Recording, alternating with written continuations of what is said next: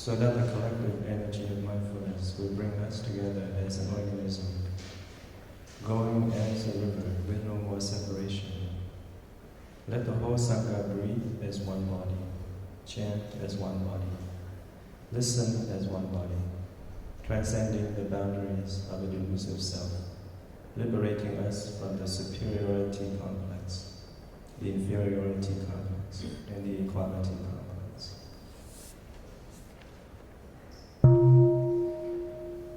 May the day be well and the night be well. May the midday hour bring happiness too. In every minute and every second, may the day and night be well. By the blessing of the triple gem, may all things be protected and safe. May all beings born in each of the four ways live in the land of purity. May all in the three earths be one upon lotus thrones. May countless wandering souls realize the three virtuous positions of the Bodhisattva path. May all living beings with grace and ease fulfill the Bodhisattva stages. The countenance of the world honored one, like a full moon, all like the orb of the sun, shines with the light of clarity.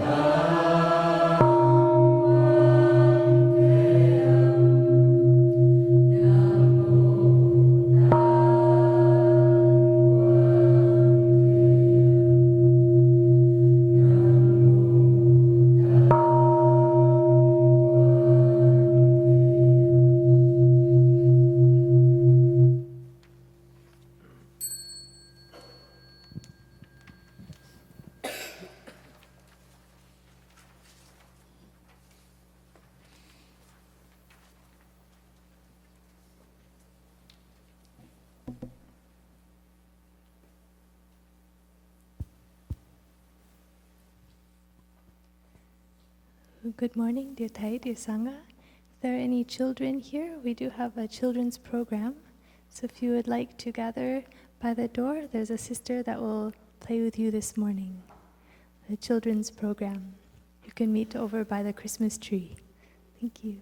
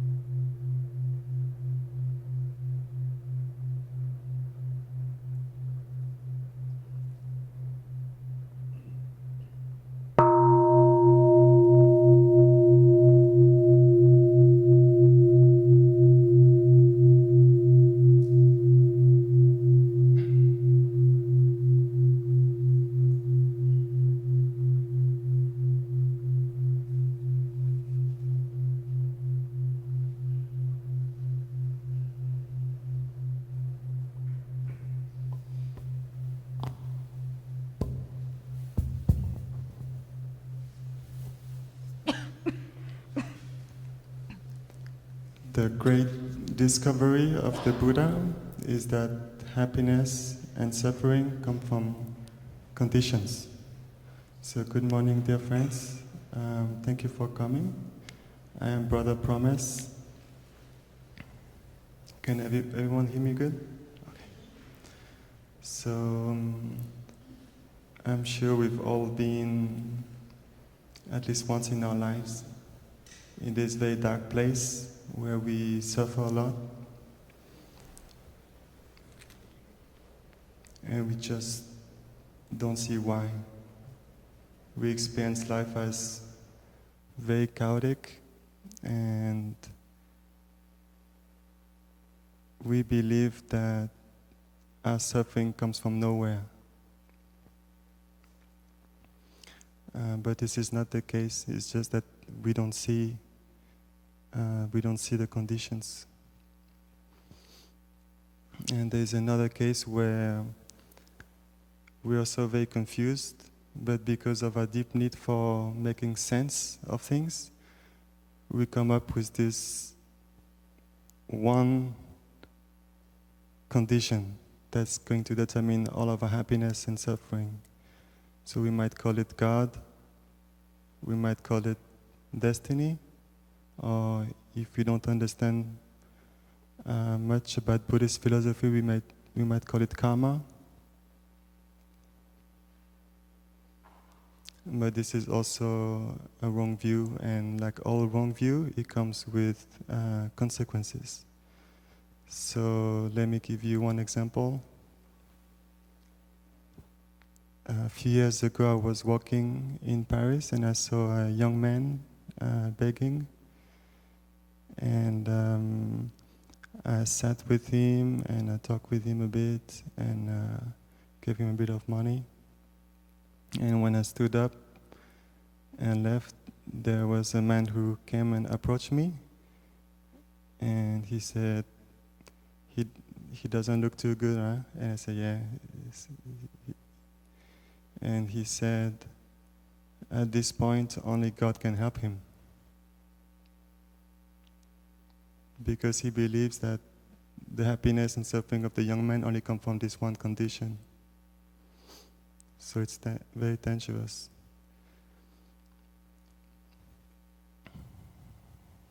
Another example, let's say we have a chronic illness, and we might say, I have cancer runs in my family, or I have heart disease, it runs in my family. And when we isolate this one condition, namely genetics, as the only determining factor, then we don't look at other factors. We don't look at the health benefits of a whole food plant-based diet, for instance, or time-restricted eating, or getting enough sleep, or ways to reduce stress, or exercising, and so on and so forth. Because we don't do that, we don't see the whole picture, and we don't give ourselves a chance to decrease the symptoms and maybe even reverse and heal our illness. Another example, let's say someone is madly in love, and they believe that this person is the one and only condition for them to be happy. And then maybe they can distance themselves from their family, or distance themselves from their friends, or they can forget about their own personal dreams and aspirations to just follow that one person. And then when the relationship falls apart, then they're left pretty miserable.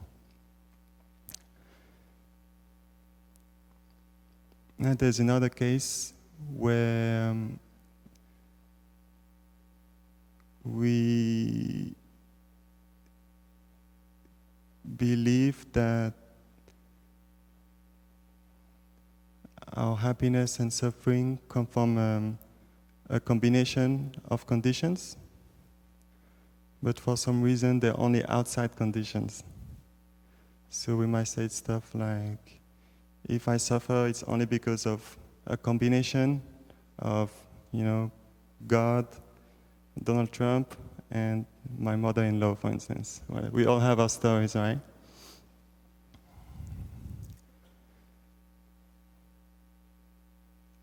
But this is also a wrong view, and it comes with consequences, because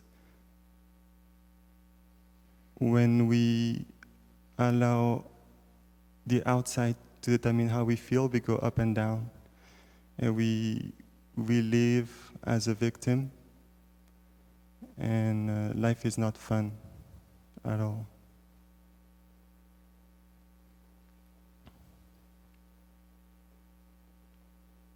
There's another case, another wrong view that's much less common, but it still exists, and especially in spiritual communities and among meditation practitioners, and that's the view that our happiness only comes from the inside. And we can hear stuff like it's all in the mind. But if we really believe that, then what are we going to say to the woman who's caught in an abusive relationship, for instance? Are we going to say just meditate and everything will be okay? Or what are we going to say to a child who's caught in a war zone? Just think positively, it's all in your mind? Or we cannot say that. It's not Buddhism, and it's not helpful. So the mind does not create a reality, the mind can only co-create.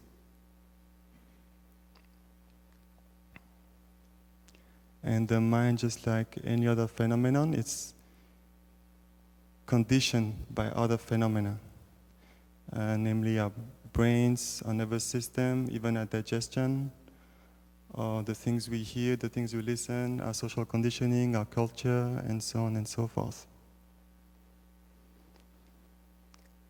So to think that suffering and happiness come from nowhere, or to think that happiness and suffering come from this one condition, or to think that happiness and suffering come only from the outside, or only from the inside, those are all wrong views. So what is right view is that our happiness and suffering come from a combination of external conditions and internal conditions. But instead of spending our lives complaining about external conditions while not doing what we can, we want not to over-concern ourselves with the outside and really come back to what we can do. And that's how we live with creativity and feeling empowered, but not losing our mind over things we can't control. So let's say you're a mother, you have a child that you love dearly, so you want to take care of him or her as much as possible. But you also want to remember that your child is made of many conditions that you can't control. So it's not just you who is raising your child. You might be the main person, it's true, but it's not just you, it's the whole universe that's raising your child. And seeing this can help you to also open and let go and not feel too guilty when things go wrong. Another example, let's say you're an activist. So maybe you're a vegan activist or feminist or whatever beautiful cause that you keep in your mind and heart. And in this particular area, you're more aware than 99% of the people. So for you, it's very important to affect change in society. So you do what you can, but you also want to remember that the results always depend on conditions. Yeah. So I know it's maybe a bit complicated, but if I had to summarize in one sentence, there would be, we can always contribute, but we can never control. So let's listen to one side of the bell.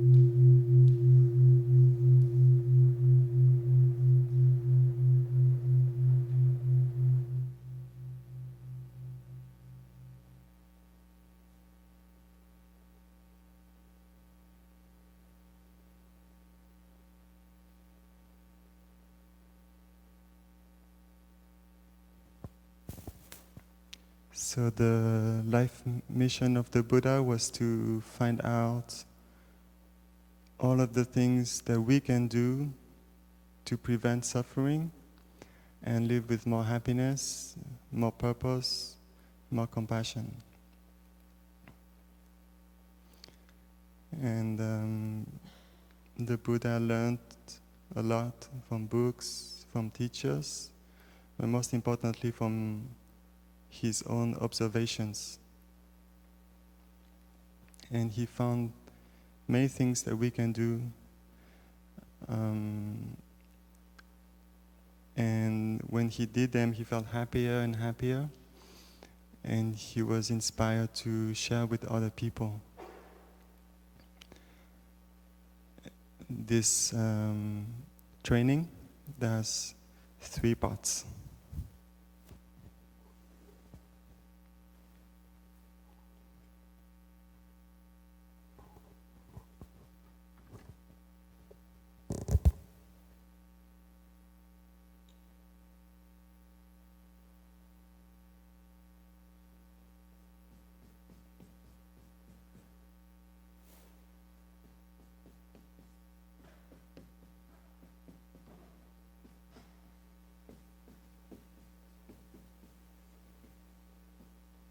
So the 3 trainings, in the language of the Buddha, it's Tisika.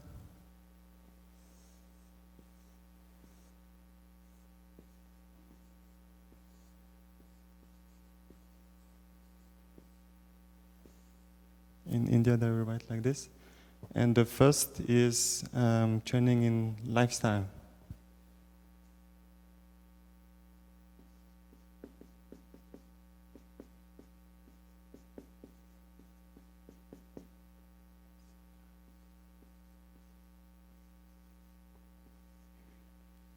Sila. So lifestyle or sila, here's the ethos, is the kind of lifestyle that's conducive to compassion, happiness. It also has a sense of character or morality.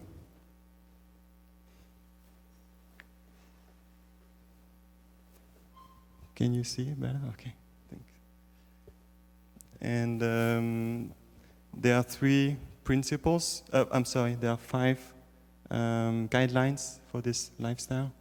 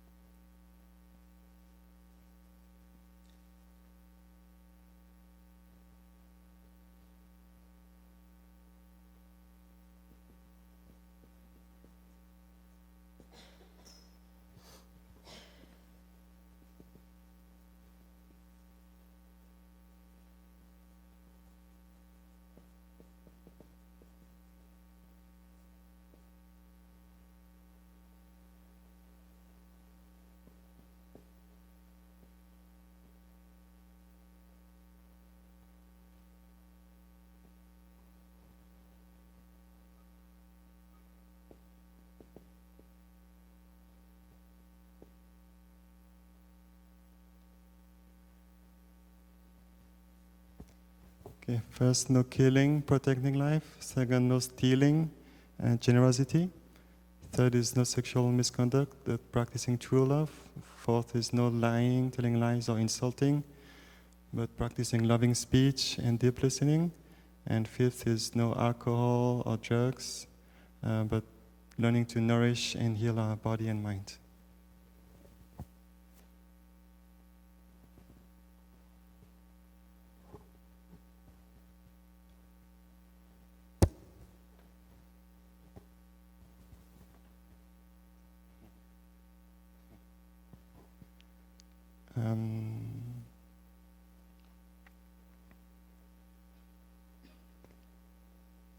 So to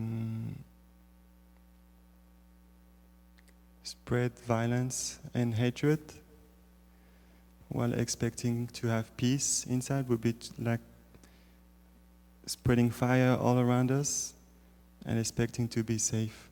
It's not happening. It's not happening for us as individuals, but also as a collective or as a nation. So there are many ways we can prevent violence and killing.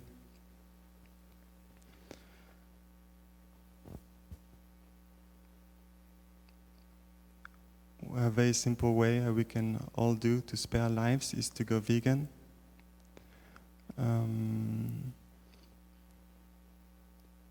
We know that life is precious, but how precious is our lives? When we look back at the end of our lives and we see how many animals we've contributed to kill, that will be our answer we'll be giving. And we know we don't need animal products to be alive and to be healthy and to thrive. Actually, when we look at our human physiology, we see how we are frugivores. We share 99% of our DNA with apes.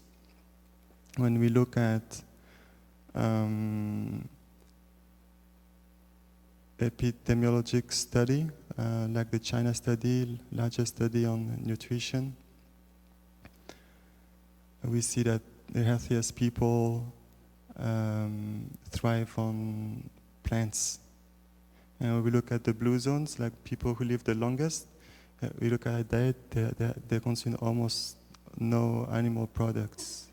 And when we look at intervention studies, like, for instance, you know that whole food plant-based diet is the only diet that has been scientifically proven to reverse the number one killer here in the US, namely heart disease. No other diet. So we don't need to kill animals, and that also helps the planet a lot, because when we eat high on the food chain, we consume a lot of water and grains, and we take a lot of space, a lot of excrements. You know, animals, they produce 130 times more excrement than the human population combined. So it's real ecological disaster. It's something very simple that we can do to spare lives and protect our planet and protect future generations. You can go vegan.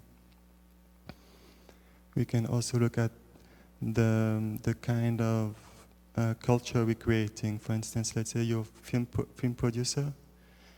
So the hero of your movie, maybe this time instead of resolving stuff with violence, can resolve in other ways.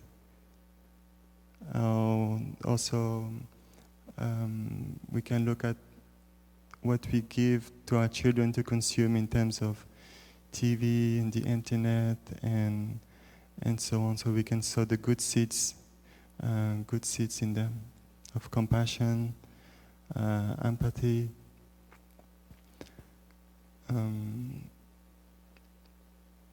We know that most of the crimes they're committed by men. So we also need to have a deep look at that. And just like with disease and the genetics, where you cannot isolate one condition, we cannot say it's just biologic. We also have to look at other factors, how we're raising boys. For instance, if we say, don't cry, you know, don't be a sissy, don't be like a girl. And this is if this is how we define manhood, like as something superior than woman, and like feeling is being weak, and not feeling and being tough, that's good, and even being not only more tough than the woman, but more tough than other men, then we have the perfect recipe for violence in our society, because many men don't know who to talk to when they have a problem, and that's why they commit suicide much more. So it's important to create a healthy sense of brotherhood where men are empowered by an awareness of their emotions. So we have a very large spectrum of emotions. But if we create a society where it's only acceptable to be joyful or angry, joyful, joyful, angry, angry, joyful, angry, joyful, angry, angry, angry, angry, then we cannot experience the full spectrum of what it means to be human, and we cannot create empathy. We cannot value the sensitivity,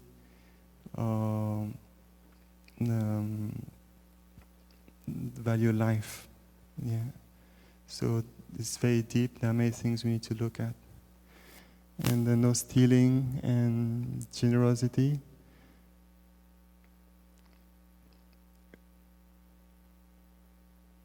There is a study on health and happiness conducted by Harvard. Some of you might have heard about it.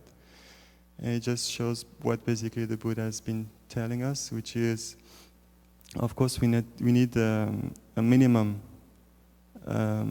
comfort. We need a place to stay, a bit of food to eat, some medicine. But once we get to that minimum, it's not like the more things we have, the happier we are. It's not like this at all. When we have the minimum, then we need to start looking into how can I help, how can I contribute. So a few days ago, I was talking with my sister. I have a twin sister, and it's going to be her birthday, 30th anniversary, and I'll be going back to France. And she asked, "What do you want for your birthday?" So I thought I really don't know, because I feel I have everything in my life. So I remember that when we have everything, we need to give back to be happy. So I told her maybe we can go to some kind of charity or something that we feel inspired, and we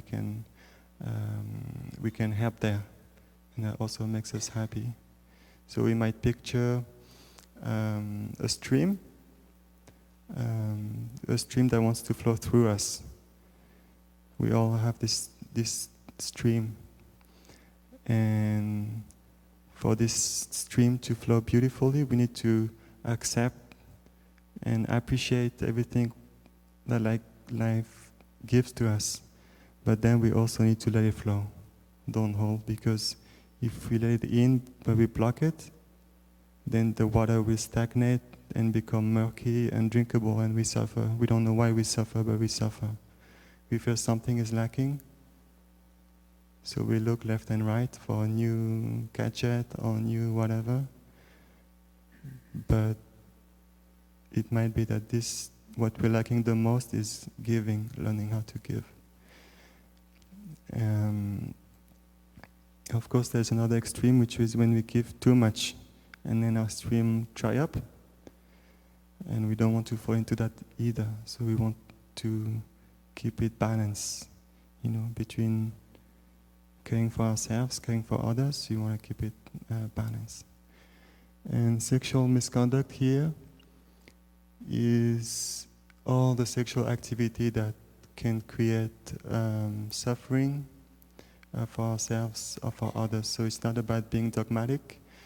It's not about saying that sex is bad. Sex is natural. It's a part of life. Then that's why we're here, and it's all in us. And in a way, it's the wonderful gift of our ancestors who want to continue, who want to survive. And that's why it's so hardwired in us. But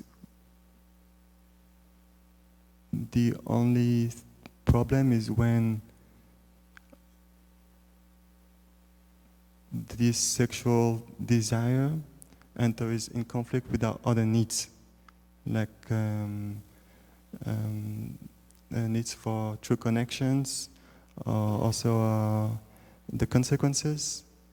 So we need to connect all the parts in our body and our mind, so that all the parts can communicate, can work together. so we make good decisions in our life. So, of course, that includes respecting other people's rights. No raping, abusing, but also at a more subtle level in a relationship, also being open and communicating, like what's okay, what's not okay, and also thinking about the consequences in terms of unwanted pregnancy or STDs and so on. So sex is not bad, but we just want to have true love inside and use our brain a bit.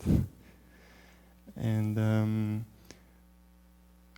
our teacher talks a lot about true love. So in Buddhism, there are 4 aspects of true love. We have the friendliness, metta, which is connecting with others and feeling linked. So you can see how you all human beings, we all have these feelings, we all have the same types of bodies, and so you feel connected. And the second is compassion, karuna, which is to be aware of our own suffering and other people's suffering so that we might feel motivated to help. And the third is the joy, mudita, because love needs to be fun. And spirituality needs to be fun, otherwise it's too boring. So we need to joke around, we need to play. But of course fun here is healthy fun. So it's not the kind of fun that's fun for 5 minutes and then you feel regret for 5 years after that. So it's the kind of fun that's fun when you do it, and when you remember what you've done, you also feel good. And I'm sure when you come here, you can have plenty of fun like this, especially if you join us for retreats. And not telling lies, not insulting people. Of course, when we do that, we feel divided inside. And we don't help create an atmosphere of trust around us through connection. If you've joined us for Dharma sharings here, I'm sure you've experienced the happiness of just being open, just being ourselves, and just sharing where we're at, and feeling listened to, nobody interrupts. It's just so wonderful. Makes life so nice. We can have this heart-to-heart connection, and so we can learn how to create more of that. And alcohol and drugs, of course, for health, but also to keep our mental clarity.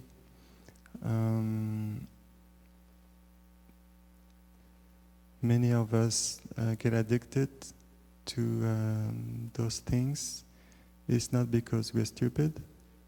It's because those things provide us something. Maybe they provide us with some relief, that we can get a break from our lives, or from feeling the pain inside. So that's why for instance, you're trying to stop, there's this part of you that really wants to stop, but then there's also that part of you that does not want you to stop. And if you identify with one and you fight with the other, it makes a mess inside. So I would advise to really listen to this part of you that does not want you to stop.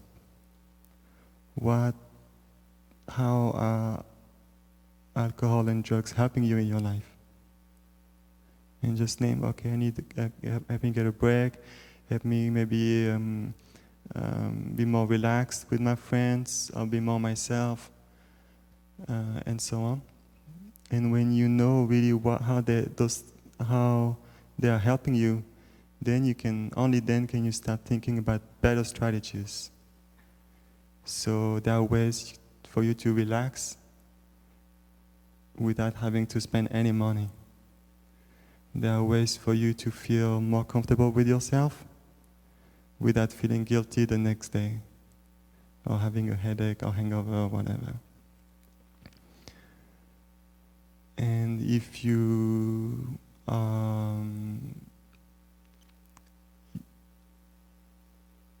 been sober for some time, but you still maybe feel the guilt, that you can thank the alcohol or drugs that have helped you at some point in your life, and you see that you've done the best you knew of at that time.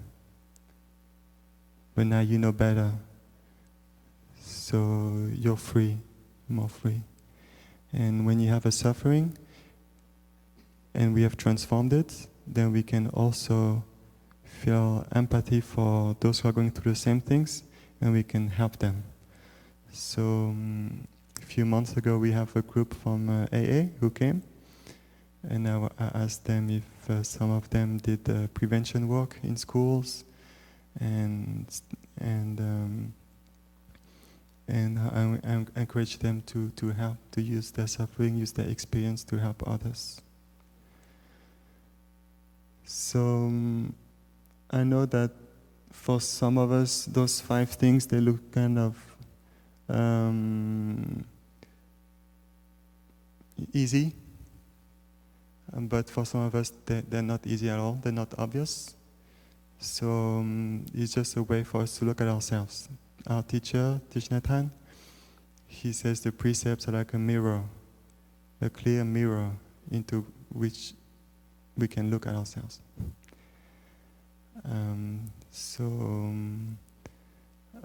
It's for each of us to know where we're at. Yeah. And those guidelines, they're not superficial, but they're very deep. There's always more we can do within those guidelines. Doesn't matter if we've been a nun or a monk for 50 years, there's always something more we can do. And sometimes I talk also for me and maybe for other monastics, I'm not sure, but sometimes we may take those for granted. So one thing I like to contemplate personally is, what if the whole world was practicing those 5 guidelines?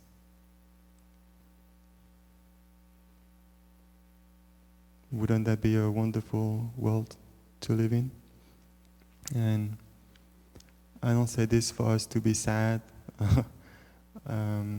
It's just for us to treasure and feel motivated to always look for better ways to practice those 5 lifestyle guidelines.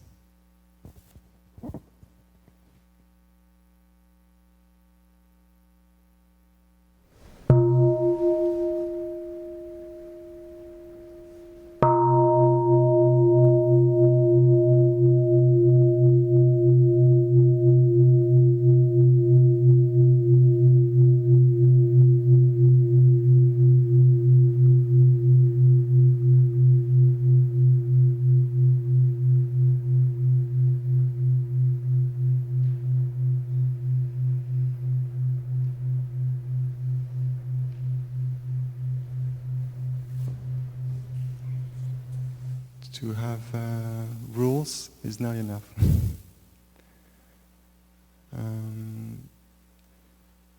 Because all of those behaviors that we can do that create suffering, they have their roots in our psychology, in our physiology.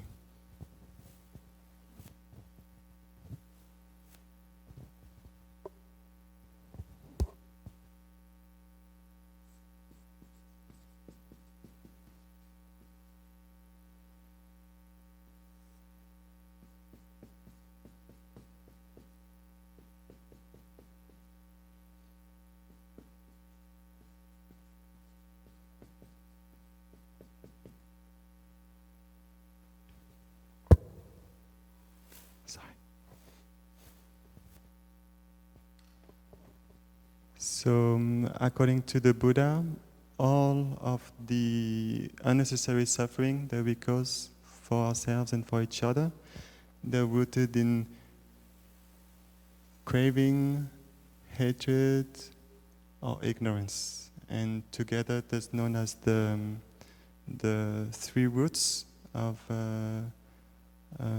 unwholesomeness, akusala mula. So craving is raga, hatred is dosa, ignorance is moha in Pali. And I don't know what you think, but personally, when I look inside, it seems that craving and hatred always manifest at the same time.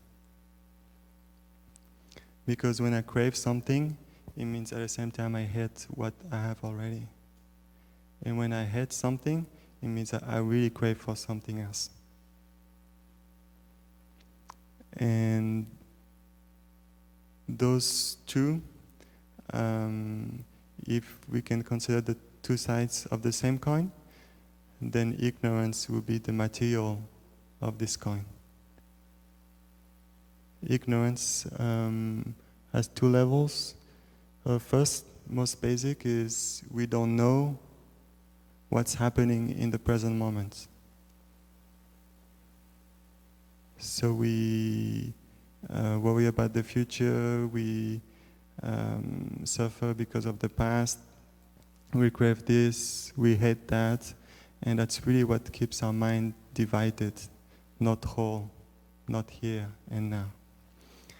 And to remedy this, we were given by the Buddha this practice of mindfulness.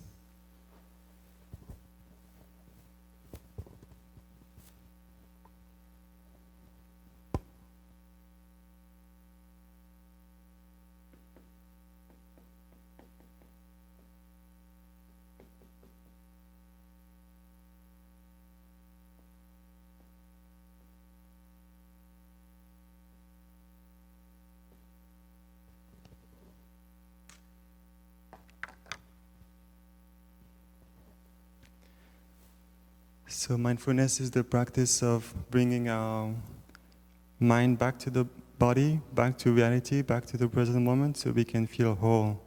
So mindfulness always has these two aspects of presence and acceptance, awareness and kindness. If you have only focus, and then become like stiff and rigid, and it's not so healing, and it's not mindfulness. Mindfulness is presence and kindness. Yeah? And the second level of ignorance is not understanding the consequences of our actions. So we really think that, shouting at someone will make us feel better, or we really think that another ice cream will fulfill us, or we have all those ideas, and they're not always right. And that's why we keep on doing things that create difficulties for us, and that's why we sometimes afraid of doing certain things that could actually really improve our lives. And that's why we need the third training, which is wisdom.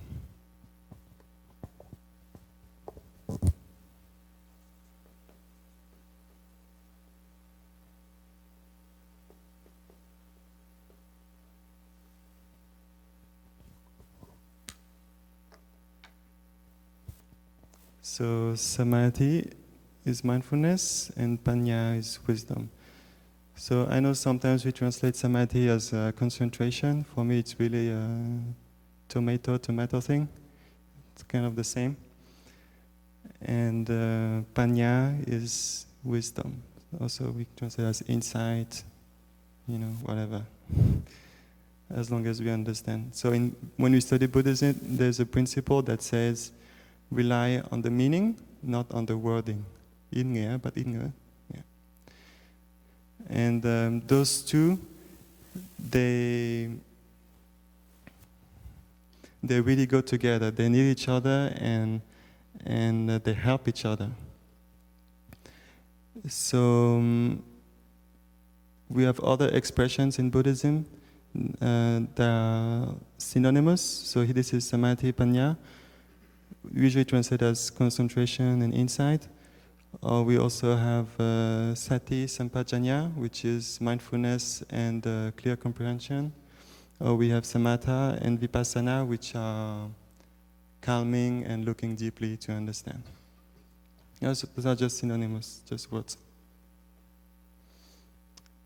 So let's learn about the mindfulness exercises.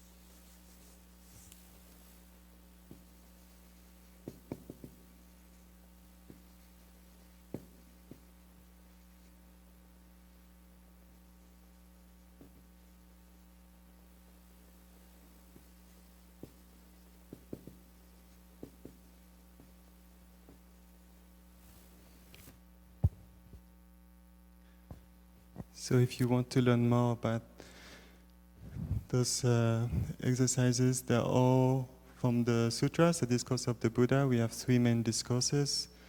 One is the Bhattikarata Sutta, which is the discourse on the better way to live alone.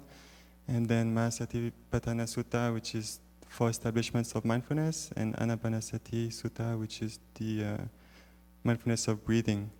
And in these last sutras, there are 16 exercises that are given, but I think 16 is way too much. So I just made them into 10. So we have 5 for mindfulness and 5 for wisdom, so we'll make it simpler for us. So first is releasing the breath, and enjoying the breath, relaxing the body, embracing feelings, and focusing the mind. So the breath is a great tool to work with, because the breath indicates in which mode we're in. So to make it simple, we can say that we basically have 2 modes. One is survival mode, and the other is long-term happiness mode. And survival mode has to do with desire, fighting, freezing in fear, food, anxiety, and so on.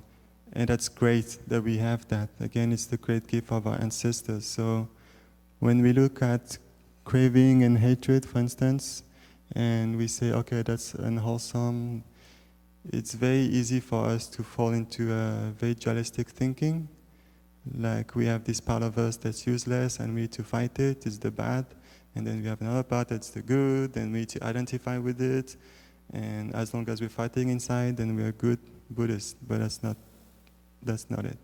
We need to understand.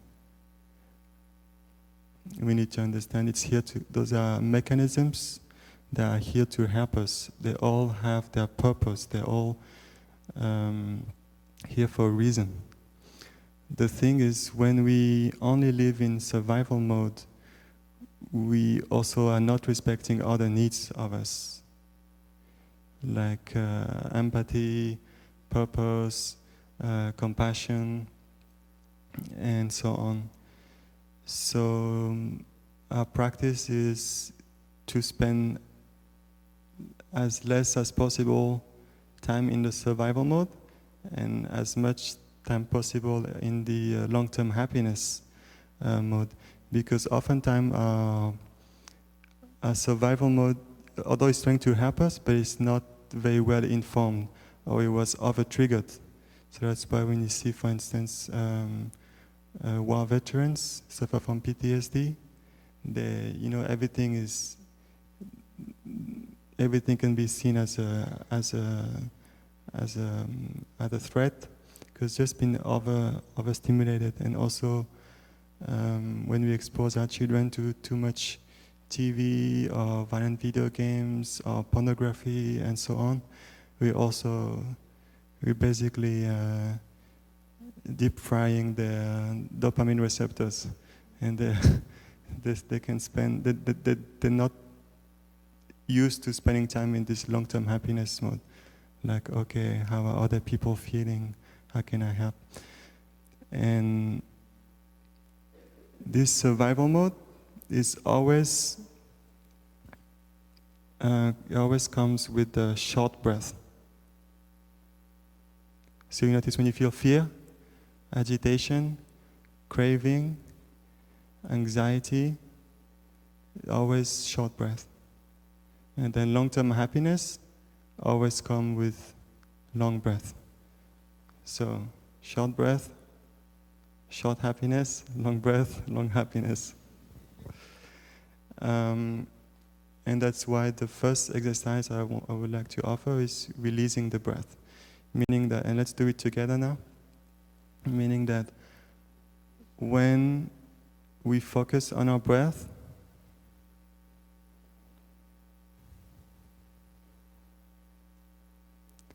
the only thing we want is to make sure we're not controlling it.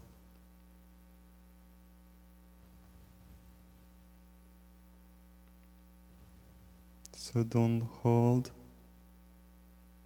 don't force it. Just be patient.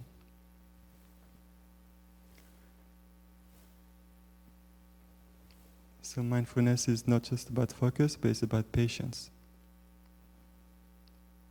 So let your breath be. If you're breathing in a long breath, you know you're breathing in a long breath. But if you're breathing in a short breath, just know I'm breathing a short breath. And let it be. Let it be. Just be there. Just attend to your breath. And when you do that slowly, after 1, 2, 3 minutes, you will see that the quality of your breath will naturally increase. So your breath will naturally become longer, naturally become softer, and silent.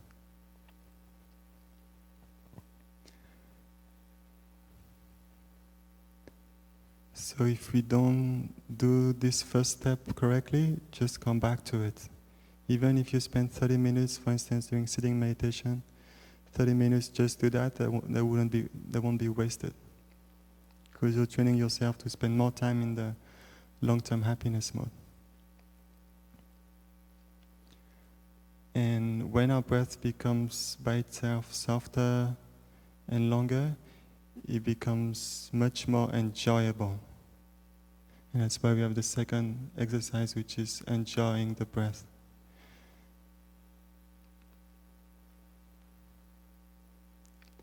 So it's very easy to focus on something when you're enjoying it. And that's the same with our practice. We have to help our breath becomes enjoyable.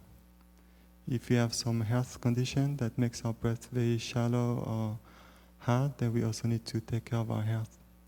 It's not like we practice mindfulness and we're going to solve everything. Everything is multifactorial again. But even just mindfulness can also help a bit with our health to relax. And that's the aim of the third exercise, meaning as we breathe in and out relaxingly, we enjoy our breath, then our body can relax. So see where there is maybe some tension and learn to breathe through it. Allow it to relax.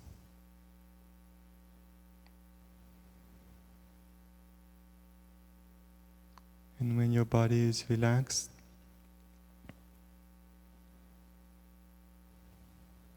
when you feel your mind is present for your body, then you can allow yourself to feel Really feel whatever you're feeling in your body and your mind. So you embrace your feelings. At every moment we have pleasant feelings, we have unpleasant feelings, and we have neutral feelings. But mindfulness does not discriminate. We're here for all of our feelings. And we learn to breathe with our feelings. When we have a difficulty, we can practice that. Releasing the breath and going back to our body, relaxing, and really being there for our feelings, so we get to understand more what it means to be human, and we get to receive this information from our feelings. All of our feelings are trying to help us. So, for instance, we're sad. It's trying to help us to release, to let go. It's like water wants to flush. But all of our feelings also have their limitations. So, of course, we don't want to spend our whole lives being sad. We want to honor our feelings, but also see their limitations. Let's say anger. Anger is also here to help us set boundaries in our lives. So how can we set boundaries in a way that's compassionate, that's not hurting others, hurting ourselves? That's the role of anger. But of course, we don't want to hold anger too long. The same depression, for instance. Depression takes a lot of energy. It's trying to keep the trauma, keep something inside. Maybe depression also here to talk to us about our needs for connection, our friendship, our purpose. So with this practice of mindfulness, we get to understand better all of our feelings and get to use our feelings to better navigate life. And the world needs that. The world needs empathy. And this starts with ourselves. And the fifth exercise is to focus our mind. So if, let's say our mind was a plane, and then our feelings, there would be the landing area, I guess, yeah. So if you try to focus, but you have a hard time, you see you have a lot of mental energy, please don't worry too much. You don't need to suppress that mental energy.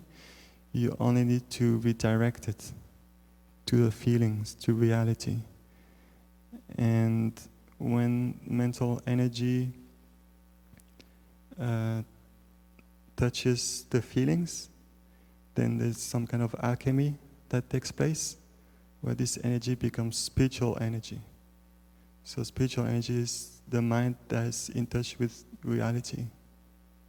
No more daydreaming. Let's listen to one song.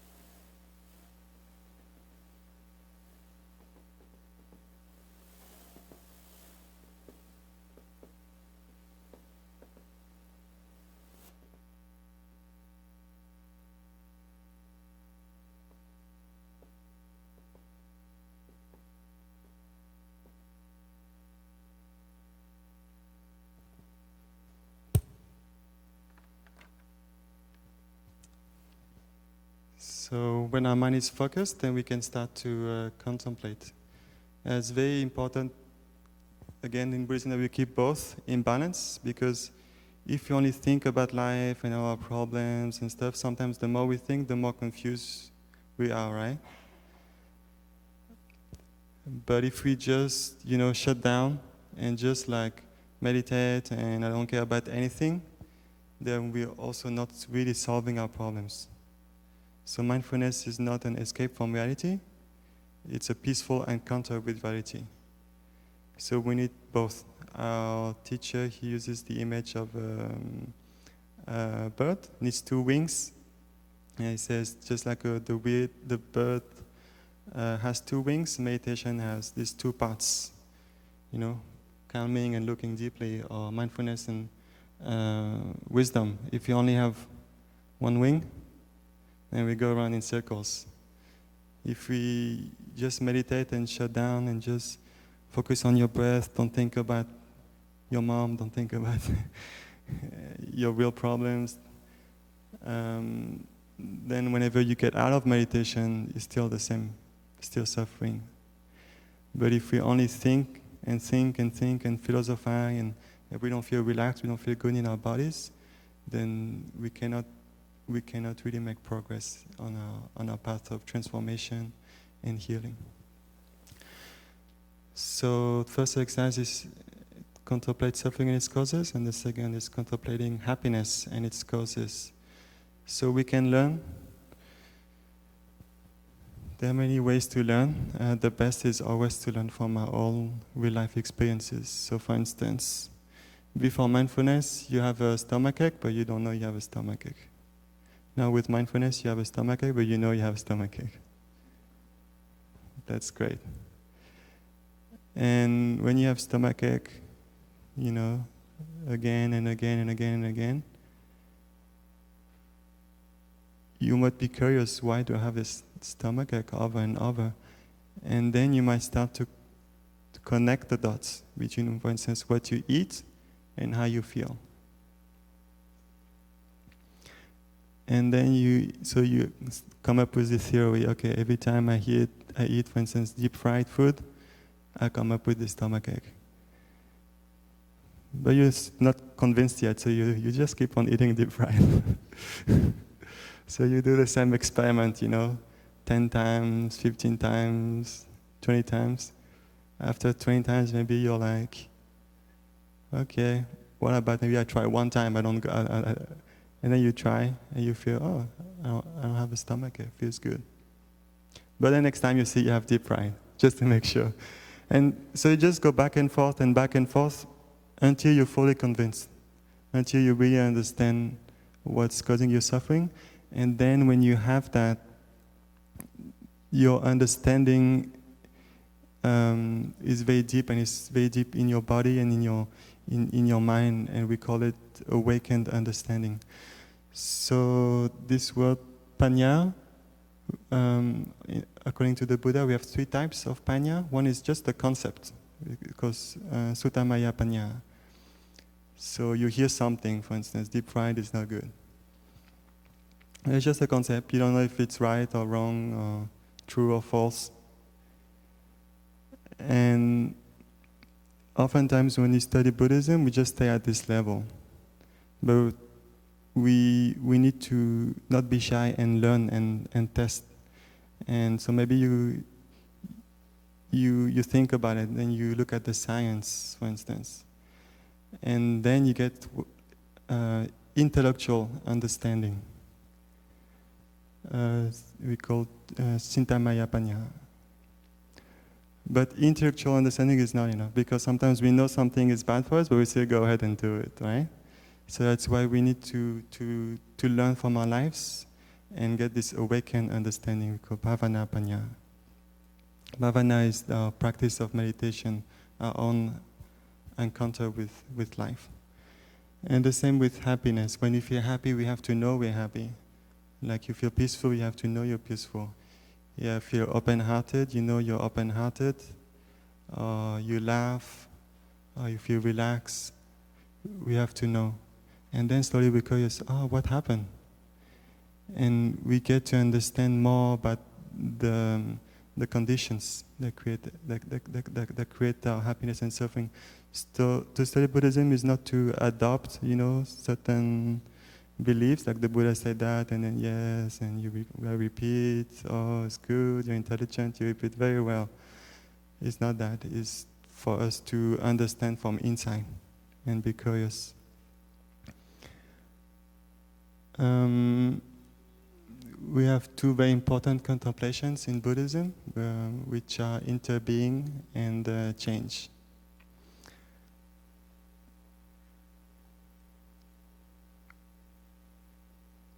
To understand something is always to understand within the framework of space and time. So when we contemplate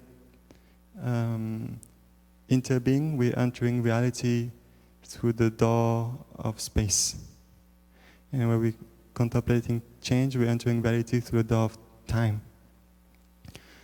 So right now, for instance, in this room, if we still feel we're separate, we feel lonely, it's because we're not so in tune with reality. So we can contemplate, okay, like the sound I hear or the people I look, or even just at energetic level, we all bathing in the same stuff. There's this deep connection between all of us, and this can help us solve many problems like loneliness, or like learn to treasure life. For instance, we look at nature, we see that we need nature to survive. So when we really understand this deep inside, and we treat nature differently, we want to treat nature better and change. The same, we have to put things in perspective. So we have contemplation, for instance, on death. What do I want to see when I look back? When I'm on my deathbed, what do I want to see? In the past, they used to go to cemetery and look at dead people, but I don't recommend that. I think another thing we can do is to Google common regrets of people on their deathbed. So when you contemplate change and interbeing, we get a great gift, which is perspective. We open up and we see things in a new light and more intelligently. And this change can be changed from phase to phase, based, for instance, death and alive and dead, or in breath, out breath, and so on. But it can also be changed in each moment. Each moment is new, and that's when we get a bit deeper in our meditation, and we see our breath, for instance, sensations always changing. And when we see it's always changing, our mind becomes fresh, and open. And when we see the interbeing in the present moment, then we can also open, and we feel connected. And that's when we start to enter the zone, which is the last exercise. There are many things we can see when entering the zone. Many types of interesting, concentrations. And in Buddhism, we consider the no birth, no death to be the highest. So one way we can do that, for instance, you look at something or someone and you ask yourself, what was it before? For instance, the flower maybe was a seed, and then was somewhere in the earth, and you look at space in terms of the rain and the sun, and you see it goes in all directions. Everything is always changing, everything is in transformation. And although we cannot see everything, all the conditions in detail, we can still have this intuitive knowledge that there is no birth and no death, only change. And if this understanding is real, means awakened understanding, we feel very fresh inside. We really have no idea how much heat, how much compulsivity we're generating before everything stops. For instance, one day we have one experience, and that can give us faith on our practice. But very important to understand is that to have an experience of enlightenment does not make one enlightened at all. Like you can have an experience of enlightenment in the morning, and in the afternoon you're like still the same old person and you suffer. So it's really about transforming our deep-seated beliefs, subconsciousness, and it takes a lot of time. And to me, the aim of our practice is not to be very spiritual and out there, but it's really to integrate all the parts of ourselves. So we have everything that's to do with desire and survival, and we have also our intellect and spirituality. They don't have to fight, but they can work together and harmonize together, so we can work at the heart level. So to me, real spirituality is embodied spirituality, and that's much more interesting when we learn to deal with the real life, real stuff. Like when we have conflict, what do we do? Like, why do I feel like this? How can I help? These kind of things to me is much more interesting than, trying to attain something out there. I don't know what you think. Thank you, and wishing you a good day.